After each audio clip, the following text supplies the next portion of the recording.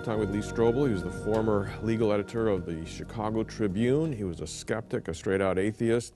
And as he started to investigate the claims of Christianity, the claims of Christ, he came down to the key point, namely the resurrection of Jesus from the dead. Did it happen? And he's talking about the points underneath that question. Did Jesus rise from the dead?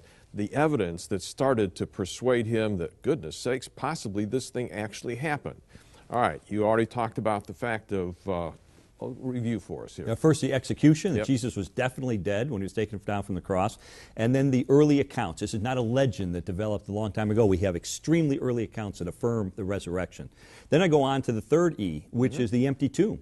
And the most powerful fact about the empty tomb of all, I think, is that nobody in the first century was claiming it was anything but empty. In other words, everybody conceded it was empty. The authorities tried to spread the story that the disciples were asleep, or that the guards were asleep and the disciples stole the body, which made no sense because they had no motive or means or opportunity.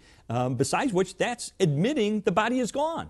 Yeah, and if you're sleeping, how'd you know it was the disciples? Exactly. Yep. The story never made sense from the beginning. Nobody believes it today. But the bottom line is, even the skeptics had to come up with a story to try to explain it away, even though they were unsuccessful in doing it. Yeah.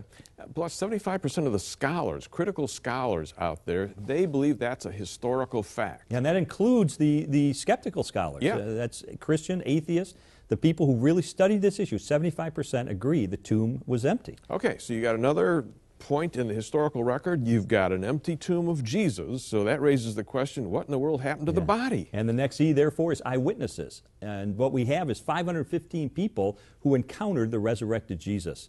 And we have Paul, talking about his own experience. We have, the earliest account that we have of all of the resurrection, which is this 1 Corinthians 15 creed that we talked about of the early church. That mentions 500 people at once encountering him. And then I love what it says. It says, oh, excuse me, by the way, a lot of these guys are still around. You don't believe me? Go talk to them. Check it out yourself. No way they would have said that if it wasn't true. Yeah, you could verify it. Exactly. So if you were to call to a witness stand all of the people who encountered the resurrected Jesus and just cross-examine each one of them for 15 minutes apiece and go around the clock, you'd be sitting here for 126 straight hours listening to eyewitness accounts. How many people, after hearing 126 straight hours, would walk away saying, I don't believe it?